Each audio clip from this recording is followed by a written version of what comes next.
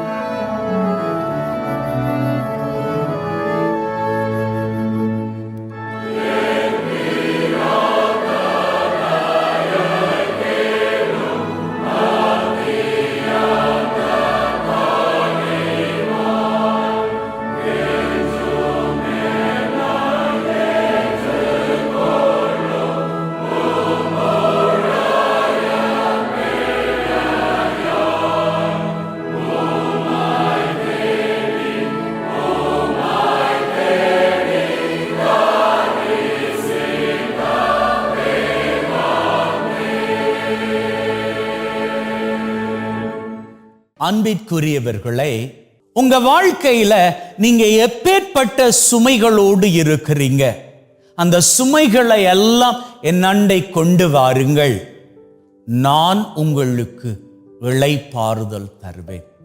எப்பேற்பட்ட ஆசிரியின் வார்த்தைகள் பாருங்க. இயேசு ஆண்டவர் சொல்றாரு, நீங்க சுமையோடு இருக்கிறீங்க, அது எனக்கு தெரியுது. ஆனா அந்த சுமைய உங்களால கையாள முடியல. அவர் என்ன சொல்றார் பாருங்க, சாதாரண சுமை கிடையாது, பெரும் சுமை அப்படின்னு சொல்றாரு. அப்போ இயேசுக்கு தெரியும் நீங்க பெரும் சுமையோடு இருக்கிறீங்க. இந்த பெரும் சுமைய அவர் உங்ககிட்ட அனுமதிச்சிருக்கிறாரு அப்படின்னா எதற்காக? புரியும்படியாக சொல்றேன் பாருங்க. உங்ககிட்ட இருக்கக்கூடிய மாதாந்த வருமானம் ஒரு குறிப்பிட்ட அளவு, ஆனா அந்த மாதாந்த வருமானத்திற்கு மேலாக உங்களுக்கு புதுசா செலவு வந்துகிட்டே இருக்குது. உங்களால சரியான ஒரு சேமிப்பை பண்ணவே முடியல. உங்க பையனுக்கோ பொண்ணுக்கோ எதிர்காலத்துக்காக உங்களால சேமிச்சு வைக்க முடியல. நீங்க மாதம் தொடங்குனதும் நல்லபடியாகத்தான் பிளான் பண்றீங்க. இந்த வருமானத்தை வச்சுக்கிட்டு எப்படி உங்க வாழ்க்கையை எடுத்து செல்லணும் அப்படின்னு கரெக்டா தான் பிளான் பண்றீங்க. ஆனாலும் உங்களால நீங்க பிளான் பண்றபடி உங்க வாழ்க்கையை நகர்த்தி செல்ல முடிவது கிடையாது. ஏன் அப்படின்னு யோசிச்சு பார்த்து இருக்கிறீங்களா? மேபி நீங்க சொல்லலாம், நாங்க கடவுள்கிட்ட ஜெபிக்கிறோம், இருந்தாலும் எங்களுக்கு கடவுள் கருணை காட்டுவதாக இல்லை. இன்னும் சொல்ல போனா நாங்க எல்லாமே கரெக்டா தான், அதிகப்படியாக நாங்க செலவு பண்ணுவதெல்லாம் கிடையாது, ஆடம்பரமாக நாங்க செலவு பண்ணுவது கிடையாது. ஏன், எனக்கு குடிக்கிற பழக்கம் கிடையாது, போதை பழக்கம் கிடையாது. அது மாத்திரம் இல்லை, நாங்க எந்த விதமான ஆடம்பரத்திற்கும் அங்க வாழ்க்கையில இடம் கொடுக்காம அன்றாடம் அவசியமான தேவைகளுக்கு மாத்திரம்தான் பணத்தை செலவழிக்கிறோம். அப்படி இருந்தும் எங்களால ஏன் சேமிக்க முடியுதில்லை? புதுசு புதுசா ஏதாச்சும் வந்துட்டே இருக்குது. பையனுக்கு ஸ்கூல் ஃபீஸ், பொண்ணுக்கு ஏதாச்சும் வேலையில தேவை இருந்தா அதற்கு கொடுக்க வேண்டி இருக்குது. கணவனது ஆபீஸ்ல ஏதாவது பார்ட்டி அப்படின்னா அதற்கு பணம் கொடுக்க வேண்டி இருக்குது. பக்கத்து வீட்டில் யாருக்காவது ஏதாவது ஃபங்க்ஷன் அப்படின்னு சொன்னா மனைவி போய் அதை கொடுத்துட்டு வரணும். இப்படி என்றெல்லாம் பணம் உங்களுக்கு சிக்கலாக இருக்குது. பணம் இது ஒரு விதமான சிக்கல். இது மாத்திரம் இல்லை, நிறைய சிக்கல்கள் சுமைகளாக இருக்குது. உடம்புல வியாதி, திடீரென்னு பார்த்தா கொலஸ்ட்ரால் அப்படின்னு சொல்லிட்டாங்க, திடீரென்னு பார்த்தா பிரஷர் அப்படின்னு சொல்லிட்டாங்க, திடீரென்னு பார்த்தா சுகர் பிரச்சனை அப்படின்னு சொல்லிட்டாங்க. இப்படி எல்லாம் இருக்கிற வேளையில ஏன் இதெல்லாம் எங்களால சுமக்க முடியலையே? ஏன் கடவுளே இந்த சுமை, இது சாதாரண சுமை கிடையாது, பெரும் சுமை. ஏன் கடவுளே இதை எங்களுக்கு கொடுக்குறீங்க? அப்படி என்கின்ற நிலை உங்களுக்குள்ள இருக்குமாக இருந்தால், கடவுள் நாங்க ஜபிச்சும் கூட குடும்பமாக நாங்க ஜபிக்கிறோம், குடும்பமாக நாங்க சர்ச்சுக்கு போற, குடும்பமாக நாங்க ஜபமால ஜபிக்கிறோம், இருந்தாலும் பெரும் சுமை. ஏன் உம்முடைய இரக்கத்தின் பார்வை எங்கள் மீது விழல்ல? அப்படி என்கின்ற கேள்விகளோடு நீங்க இருப்பீங்களாக இருந்தால் இதுதான் உங்களுக்கான சிறந்த பதில். ஆண்டவர் ஒரு காரியத்தை உங்க வாழ்க்கை மீது அனுமதித்திருக்கிறார் அப்படின்னா, ஒரு பெரிய சுமையை அனுமதித்திருக்கிறார் அப்படின்னு சொன்னா, இந்த சுமையை நீங்க ஹேண்டில் பண்ணுவதை பார்த்து உங்களை அடுத்த கட்டத்திற்கு கூட்டிக் கொண்டு போகிறார் அப்படின்னு அர்த்தமாகும். இப்போ இந்த சுமையை உங்களால ஹேண்டில் பண்ணிக்க முடியல, கரெக்டா? அப்போ நீங்க என்ன பண்ணிக்கணும்? நற்செய்தியில இயேசு ஆண்டவர் சொல்றாரு, இந்த பெரிய சுமையை உங்களால சுமக்க முடியாமல் இருக்கும் பட்சத்தில் நீங்க என்கிட்ட வாங்க, நான் உங்களுக்கு இளைப்பாறுதல் தருவேன். அதாவது உங்க பிரச்சனை எல்லாம் கொண்டு வந்து நீங்களே பார்த்துக்கொள்ளுங்க ஆண்டவரே அப்படின்னு சொல்லி கொடுத்துட்டு நீங்க பாட்டுக்கு போய் வாழுங்க அப்படின்னு ஆண்டவர் சொல்லல. இந்த சுமைகளோடு என் அண்டை வாருங்கள். You carry your burden and come to me. நான் உங்களுக்கு இளைப்பாறுதல் தருவேன். ஆண்டவர் சொல்றார். இப்போ நீங்க என்கிட்ட வந்துட்டு தான் இருக்கிறீங்க, சர்ச்சுக்கு வாரீங்க, நீங்க பிரேயர் எல்லாம் பண்றீங்க, ஆனாலும் இந்த காரியங்கள் எல்லாம் உங்களால ஹேண்டில் பண்ண முடியாம இருக்குது. நீங்க எப்போ வாச்சும் ஒரு 5 minutes ஆண்டவரது சன்னிதானத்தில் உட்கார்ந்திருந்து உங்களது பிரச்சனைகளை ஒவ்வொன்றா நினைச்சு ஆண்டவருக்கு நன்றி கூறி இருக்கிறீங்களா? இது என்னடா புது பிரச்சனை அப்படின்னு யோசிக்கிறீங்களா?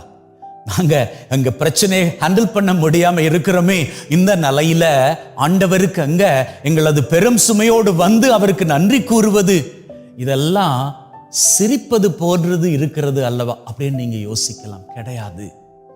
ஆண்டவர் இந்த சுமைகளை, அதுவும் பெரும் சுமைகளை உங்க வாழ்க்கையில விட்டு வைத்திருக்கிறார் அப்படின்னா அவர் எண்ணுகின்ற காரியம் இதுதான்.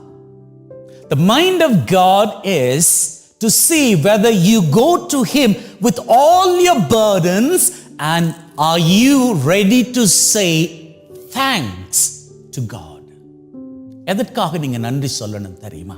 இன்னைக்கு உங்களோட குடும்பத்தை பாருங்க, பெரிய சுமையோடு தான் இருக்கிறீங்க, பெரிய பிரச்சனையோடு தான் இருக்கிறீங்க, ஆனா உங்க குடும்பத்துல நீங்க ஒற்றுமையோடு இருக்கிறீங்க, அதற்கு நன்றி சொல்லுங்க.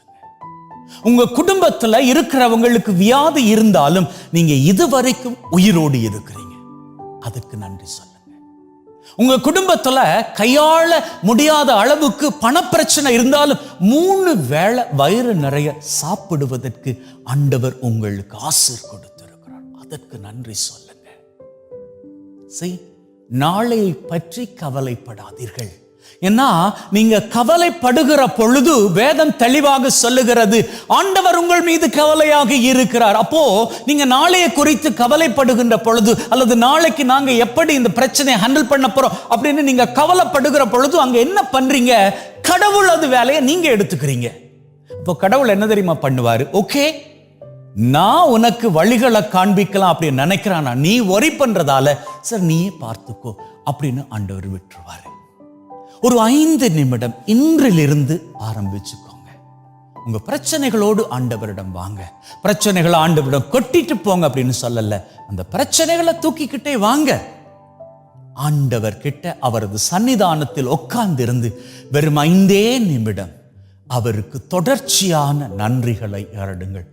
உள்ளத்துல உண்மையான நன்றி உணர்வோடு நன்றி சொல்லுங்க. சாட்டுக்கு சொல்லாதீங்க, உண்மையா சொல்லி பாருங்க.